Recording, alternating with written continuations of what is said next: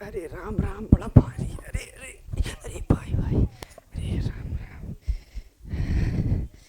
बाबा। अरे हाँ था। ये लो भाई, रखो। अरे भाग्यवान, आज इतनी चिंतित नजर क्यों आ रही हो?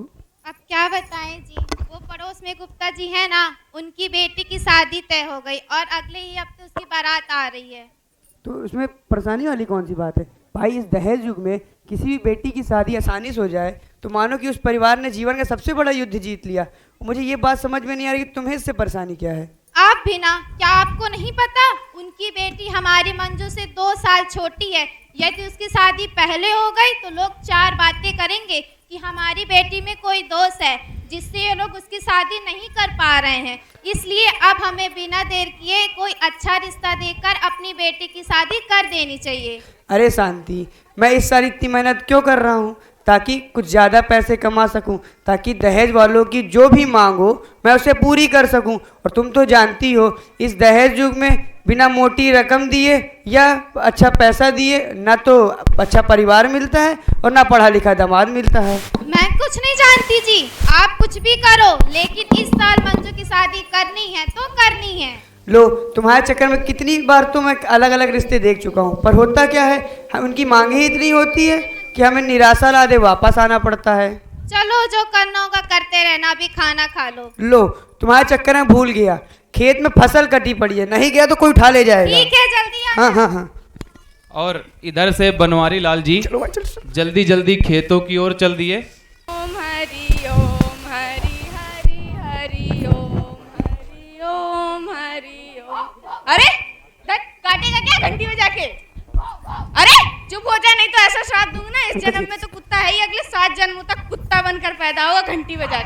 अरे अरे अरे पंडित जी क्या कर रहे हैं? अरे पंडित जी गिरा दिया। अरे रिश्ता मिलाओ, घर जोड़ी जी, क्या कर रहे हैं आप? अरे बनवारी, मुझे इस कुत्ते से बचा, वरना अगर इसने काटा ना तो 14 इंजेक्शन लगेंगे घंटी अरे हट बजा के। हट हट हट। अरे पंडित जी। अरे बनवारी, आज तूने मुझे बचा के बड़ा एहसान किया। तुझे मेरी मदद की कोई भी जरूरत हो ना तो बेझिझक बताना। अरे पंडित जी, आप तो हर साल किसी न किसी परिवार की रिश्ता कराते रहते हैं, तो हमारी बेटी मंजू के लिए भी कोई अच्छा रिश्ता करा दीजिए। ले, कर दी ना छोटी बात, जा जाकर तैयारी कर ले, कल लड़के वाले तेरी बेटी को देखने आ रहे हैं। कल? पंडित जी इतनी तैयारी कैसे होगी? अरे बनवारी, तू चिंता मत कर, बस कुछ पकवान और मिठाइयों का इंतजाम कर ले, बाकी सब मैं देख लूंगा घंटी बजा के। ठीक है पंडित जी, कुछ करता हूँ। राम राम। आराम। बनवारी से मिलने के बाद पंडित जी चल देते हैं पड़ोस के दूसरे गांव में, जहां वह एक ऐसे घर में पहुंचते हैं जो कि एक मध्यम वर्गीय परिवार है और जिसके मुखिया हैं किशोरी लाल जी। तो ये मुखिया किशोरी लाल जी बैठे हुए हैं, उनकी बेटी सीमा बैठी हुई है और पंडित जी पहुंचते हैं, देखते हैं आगे क्या होता है। खटखट, अरे कोई घर पे है क्या? घंटी बजा के।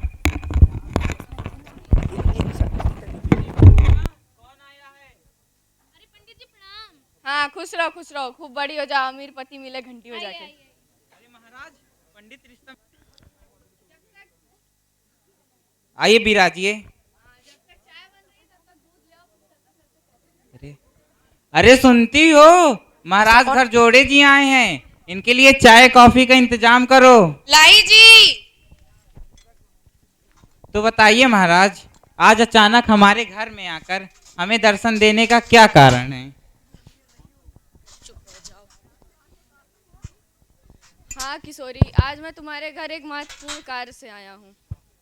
दरअसल बात ऐसी है कि पड़ोस के गांव में बनवारी नाम का एक किसान रहता है, जो कि बहुत मतलब कि संपन्न नहीं है, लेकिन हाँ खुद 1-2 एकड़ ज़मीन का मालिक है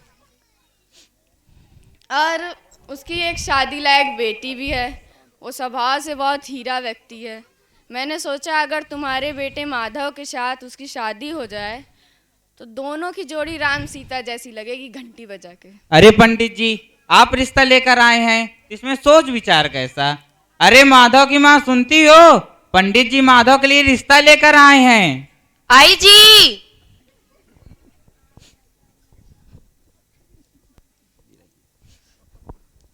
प्रणाम पंडित जी। सौभाग्यवती बाबा, खुश तो हो ना बहुरानी, माधव की शादी करनी है घंटी बजा के। हाँ पंडित जी, हम तो बहुत खुश हैं, मगर इसके बाद आपको मेरी बेटी सीमा के लिए भी एक सुंदर सा लड़का ढूंढना पड़ेगा। हाँ, आप कहो तो मैं तो रिश्ते की लाइन लगा दूंगा घंटी बजा के। तो फिर कल चलकर रिश्ता देख लेते हैं। हाँ, मैं भी तो वही कह रहा हूँ, घंटी बजा के। अरे सीमा, सुनती हो? पंडित जी रिश्ता लेकर आए हैं। इनके लिए कॉफी छोड़ो, मिठाई का लेकर आओ। अरे मिठाई तो हम खाएंगे, लेकिन कॉफी पीने के बाद घंटी बजा के। अरे घर तोड़े महाराज जी प्रणाम। हमारा नाम घर तोड़े नहीं, हमारा नाम घर जोड़े। अच्छा घर जोड़े जी प्रणाम। हाँ, खुश रहो, जल्दी शादी हो घंटी बजा के। माधव, तुम्हारे लिए पंडित जी रिश्ता लेकर आए हैं। मैं और शादी? मैं भी शादी नहीं करना चाहता, मेरी उम्र ही क्या है, मेरी तो खेलने खाने की उम्र है, मैं शादी नहीं करूंगा। चुप हो जाना लायक। काम का ना काज का, दुश्मना नाच का। काम काज तो करता नहीं है। जब तेरी शादी हो जाएगी ना, तभी तुझे जिम्मेदारियों का एहसास होगा। अरे अरे झगड़ा मत करो तुम दोनों, अभी तो रिश्ता तय हुआ है। अच्छा भाभी जी, तो हम चलते हैं, आप लोग कल जाके रिश्ता लड़की वालों को दिखाइएगा। ठीक है पंडित जी। किशोरी लाल जी और चंचला देवी जी बनवारी के घर जा रहे हैं। और बनवारी लाल इस समय पे चारपाई पे सो रहे हैं। खटखट, कोई है? थका किसान है। नमस्ते जी, मेरा नाम किशोरी लाल है और ये मेरी पत्नी श्रीमती चंचला देवी हैं। हम लोग पड़ोस के गांव झगड़ापुर से आए हैं।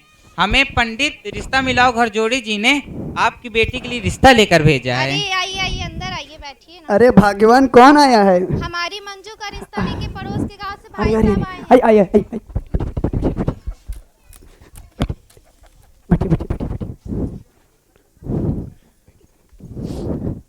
जी, मेरा नाम बनवारी है और ये मेरी पत्नी शांति है। हाँ, आपके बारे में पंडित घर जोड़ी जी ने बताया था। अरे खड़े खड़े मुंह क्या देख रही हूँ? मेहमानों के लिए नाश्ता पानी का इंतजाम करो और मंजू को भी तैयार करके लिया। अरे आप नाश्ता पानी छोड़िए, आप तो बस अपनी बेटी को बुलाइए, हमें उसी से मिलना है। अरे मंजू को जल्दी लेके आओ। अच्छा सुनिए, रिश्ता तय करने से पहले दहेज की और लेन देन की बातें कर लीजिएगा, क्लियर कर लीजिएगा, कुछ छूटे ना।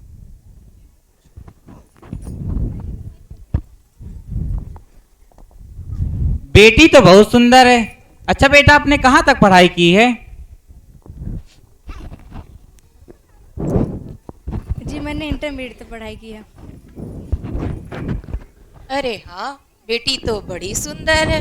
अच्छा बेटा, ये सब तो ठीक है, घर के भी कुछ काम काज कर लेती हो कि नहीं? जी मैं घर के सारे काम काज कर लेती हूँ, अच्छा खाना बना लेती हूँ और सिलाई कढ़ाई वगैरह सब कर लेती हूँ। बहुत अच्छा बेटा। भाई बनवारी, लड़की मुझे बहुत पसंद है। जी बताइए। देखिए, अब आप मेरे टूटे फूटे घर के और मेरी माली हालत तो देख ही रहे हैं, तो आप उतना ही मांगे जितना मैं दे पाऊँ, बाकी मैं किसी देने में संकोच नहीं करूँगा जी। देखो बनवारी, अगर बात अभी साफ हो जाए तो भविष्य में दोनों परिवारों के लिए अच्छा रहेगा। जी मैं भी वही चाहता हूँ, एक बार बात साफ हो जाए तो कोई दिक्कत नहीं होगी। अच्छा ठीक है, तो कुछ लेन देन की बात कर लेते हैं। तो बताइए आपको कितना दहेज चाहिए?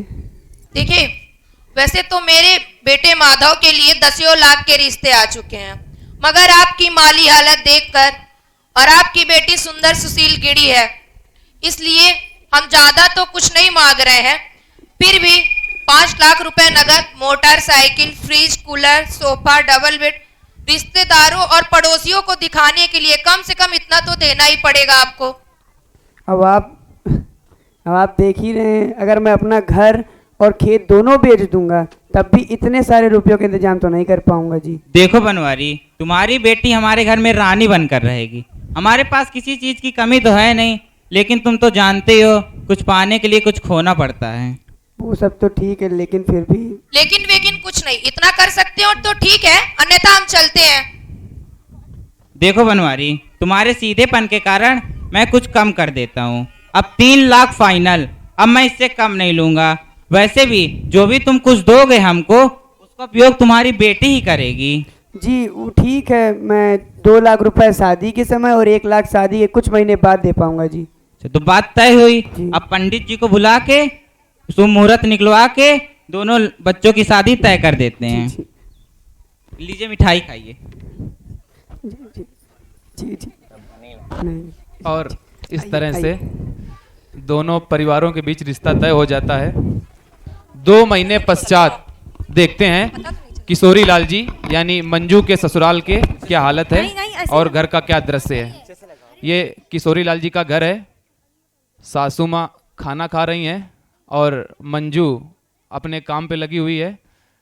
किशोरी लाल जी की बेटी सीमा नेल पॉलिश लगा रही है। आगे देखते हैं क्या होता है। अरे बहू, एक गिलास पानी ला के आओ, गला सूखा जा रहा। अभी लाई बाबूजी। ये लीजिए बाबूजी पानी। अरे बहू, मैंने कुछ कहा था तुमसे कि अपने पापा से बोल के 1 लाख रुपए दहेज के जल्दी भिजवा देना। तुमने कहा कि नहीं? जी मैंने उनको बोल दिया था। देखो 2 महीने के ऊपर हो गए, लेकिन अभी तुम्हारे बाबूजी पैसे देने के लिए सनक ही नहीं रहे हैं।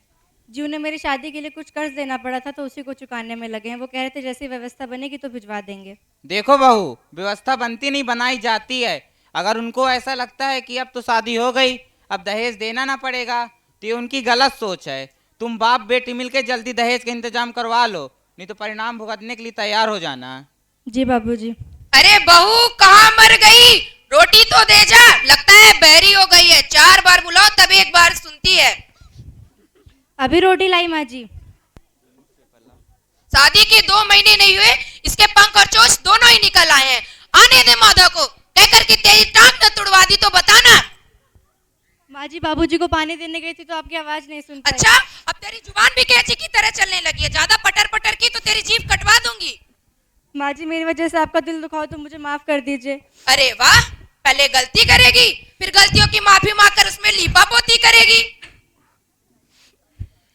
देख बहू, बाकी तो मैं तेरी रोज सैकड़ों गलतियां बर्दाश्त करती हूँ, मगर यदि तूने दहेज के बचे हुए 1 लाख रुपए जल्दी इंतजाम नहीं करवाए अपने बाप से बोल के, तो मैं तेरी क्या हालत करूंगी तूने कभी सोचा भी नहीं होगा। मैं भी इंतजाम करवाती हूँ माँ जी। अरे ओ भाभी सुनिए जरा। हाँ क्या हुआ सीमा? आपने ये जो जेवर पहन रखे ना, ये आप मुझे दे दीजिए। मगर सीमा ये तो मेरे हैं। कल तक आपके थे लेकिन आज से ये मेरे हैं। मगर सीमा, मगर अगर कुछ नहीं, आज से ये मेरे मतलब मेरे, क्योंकि तुम्हें पता भी है तुम्हारे कारण मेरी शादी रुकी हुई है। मगर इसमें मेरे पापा का क्या दोष है? बिल्कुल दोष है। जब तक वो दहेज के 1 लाख रुपए नहीं भिजवा देते तब तक जो मेरे ससुराल वालों ने जो रकम मांगी वो पूरी नहीं हो रही, और जब तक मेरी शादी नहीं होगी तब तक मैं तुम्हारी नाक में दम करके रखूंगी। इसलिए तुम्हारी भलाई इसी में है कि जल्दी की कह के उनसे दहेज के सारे पैसे मंगवा लो। मगर वो दिन रात मेहनत मजदूरी कर तो रहे हैं, आप लोग कुछ और दिन सब्र कर लीजिए। उन्हें बोलो कि वो खुद को बेचे या अपना घर बेचे, मुझे उससे मतलब नहीं, दहेज के पैसे आ जाने चाहिए। ये लो झाड़ू, और पूरा रूम साफ मिलना चाहिए मेरे आने तक। अरे माँ, अरे माँ, अरे माधव, अरे माँ क्या हुआ, तू क्यों रो रही है? अरे बेटा, बहू तो आदि कर दी, जब से इस घर में आई है कलह मचा के रखी है। न ढंग से खाने को देती न पीने को, और जब देखो तब तो अपने बाप की धमकी देती है। अरे मंजू, ए मंजू इधर आओ। और आज तो इसने हद ही कर दी। जब मैंने कहा कि जा और अपने बाप के घर घूमा और बचे हुए दहेज के 1 लाख रुपए वापस लाना, तो कहती है मेरे पापा के बारे में कुछ मत बोलिएगा, नहीं तो अच्छा नहीं होगा। मगर माँ जी मैंने तो ऐसा कुछ नहीं कहा। देख बेटा, तेरे सामने कैसे पटर पटर चला रही है। तेरी हिम्मत कैसे हुई मेरे माँ से ऐसी बात करने की? ये ले। अरे घर में ये क्या चल रहा है? आपस में क्यों लड़ रहे हो? ये सब तो आपके ही वजह से हो रहा है। उस पंडित के बात में आकर पता नहीं स्त्री की बुखारन को कहां से उठा करके ले आए। ये औरत है कि क्या है? रुक जा, मैं अभी बताती हूँ मैं क्या हूँ और क्या नहीं। मैं जा रहा गाँव। देखिए जी, मुझसे जो गलतियां हैं उसके लिए मुझे माफ कर दीजिए। देखो ऐसा है, लगातार 2 महीने से ऐसा चल रहा है। जब भी मैं घर आता हूँ तुम्हारी शिकायतों का पिटारा ही खुलता रहता है। अब आगे से ऐसा नहीं होना चाहिए। माँ जी नहीं तो कम से कम आप तो मेरी बात समझने की कोशिश कीजिए। माँ जी ने जो भी कहा वो सब झूठ है। अच्छा, तुम्हें यहाँ 2 महीने भी नहीं हुआ, तुम मेरी माँ को झूठी बोल रही हो? ये ले, निकल जाओ मेरे घर से। माँ जी आप तो मेरी बात समझने की कोशिश कीजिए। माँ जी प्लीज मुझे माफ कर दीजिए। माँ जी मैं कहाँ जाऊंगी? माँ जी प्लीज। जाकर कहीं मर जा। जब तक दहेज के बचे हुए 1 लाख रुपए तू वापस लेकर के नहीं आई तो इस घर में तू नहीं रह सकती है। निकल जा इस घर से, निकल जा। और इस तरह से मंजू को प्रताड़ित करके उसके ससुराल वालों ने उसे घर से निकाल दिया और उसके बाद माधव की दूसरी शादी कर दी। दूसरी शादी एक ऐसे घर में करते हैं जहां से उनको मुंह मांगी रकम, खूब सारा सामान और दहेज मिलता है। अब किशोरी लाल जी के घर में नई बहू आ चुकी है खूब सारा दहेज लेकर। तो देखते हैं अब घर का दृश्य क्या है। घर का दृश्य उलट गया। अरे बहू, एक गिलास पानी लेकर आओ। खुद उठकर ले लो, मैं नेल पॉलिश लगा रही हूँ। वैसे भी मेरे पापा ने तुम्हारे यहाँ आरओ लगवा दिया है, अब उठकर पानी भी नहीं पी सकते हो। ये बुढ़ऊ मुझे नौकरानी समझने लगा है, बैठे बैठे ऑर्डर चलाता है। अरे बेटा, कम से कम उम्र का तो लिहाज करो, नहीं देना तो ना दो। इसी उम्र में तो दिमाग खिसक जाता है। प्यास लगे तो उठकर पानी पियो, वरना बैठे रहो या अपने लड़के से बोलो। अरे बहू, बर्तन धुल गए हैं, इसको किचन में तो सेट कर दे। अरे यार, तुम दोनों को क्यों समझ नहीं आता कि मैं इस घर की बहू हूँ, कोई नौकरानी नहीं। मेरे पापा ने इतना सारा दहेज इसलिए नहीं दिया कि मैं तुम लोगों की गुलामी करूं और जो तुम लोग बोलो करती जाऊं। अरे भाभी देखिए, हम आपकी जूती और पायल पहन के पार्टी में जा रहे हैं, वापस आके आपको दे देंगे। अरे रुको रुको, मैं भी तो देखूं मेरी ननद रानी कैसी लग रही है। अच्छी लग रही हूँ ना? हाँ, लेकिन अभी शौक पूरा हो गया हो तब इन्हें उतार कर रख दो। वैसे भी इन्हें मेरे डैड ने दिया है, दोबारा छुआ तो उंगलियां तोड़ दूंगी। और ज्यादा पहनने का शौक है तो अपने बाप से कहकर नए बनवा लो। उतार लो।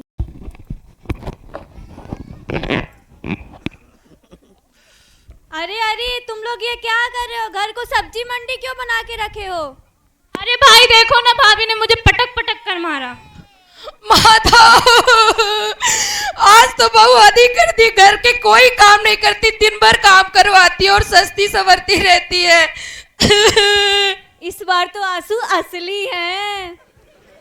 सासू माँ, मेरे डैड के लिए बाप शब्द का इस्तेमाल किया तो मैं आपकी उम्र और सम्मान सब भूल जाऊंगी। देख बेटा, तेरे सामने ही कैसे टिटीरी की तरह जुबान चला रही है। तेरी हिम्मत कैसे हुई मेरे माँ से ऐसी बात करने की? ये ले।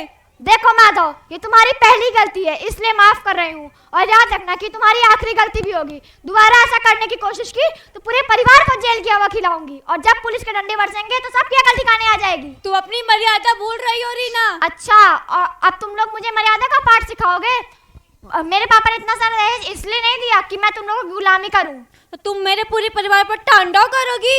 अच्छा, और जो तुम्हारे परिवार मिलकर मंजू के साथ करता था वो कौन सी मर्यादा थी? इसे कैसे तुम्हें कैसे पता मंजू के बारे में? मंजू मेरी सबसे अच्छी सहेली थी, हम दोनों साथ ही पढ़ते थे, पर वो गरीब होने के बावजूद कक्षा में हमेशा प्रथम आती थी और मैं उसे अभावों में भी हमेशा मुस्कुराते हुए देखती थी। पर जब तुम लोगों ने उसे यहाँ से भगाया तब उसने तुम लोगों की सारी रण कथा मुझे सुनाई। अब मैं भी देखती हूँ कि तुम लोगों को दहेज से खुशी मिलती है या एक सुशील और गुड़ी बहू से। अरे बेटा, हम लोग तो सही में गलती कर गए। हमने अपनी सीधी सादी बहू मंजू पर बहुत जुर्म किए हैं। दहेज के लोभ में आकर ये तो भूल ही गए क्या सही है क्या गलत। तू सच कह रही है माँ, जब आज पूरा परिवार दहेज से भरा पड़ा है तो पूरा परिवार अशांति और कलह से परेशान है। बेटा माधव, तू मेरी एक बात मान, तू जा मंजू से माफी मांग और उसे घर वापस ले आ। हम उसे अपनी बहू नहीं बल्कि बेटी की तरह अब घर में रखेंगे। हाँ माँ, मैं अभी अपने ससुराल जाता हूँ और मंजू को लेके आता हूँ। हाँ बेटा, तू जा। और इस प्रकार रीना के इस बर्ताव से माधव और उसके पूरे परिवार को अपनी सभी गलतियों का एहसास होता है और अंततः माधव अपनी ससुराल यानी मंजू के मायके जा रहा है मंजू को लेने और उससे माफी मांगने। देखते हैं क्या होता है। खटखट खटखट। अरे दामाद जी आइए। मंजू कहाँ है? बुलाती हूँ अभी। मंजू, दामाद जी आए हैं। लेकिन अब आने से क्या फायदा?